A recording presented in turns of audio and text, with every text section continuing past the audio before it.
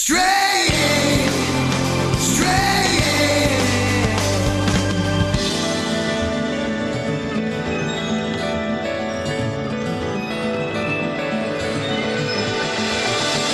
In the cold breeze that I walk alone, the memories a generation burn within.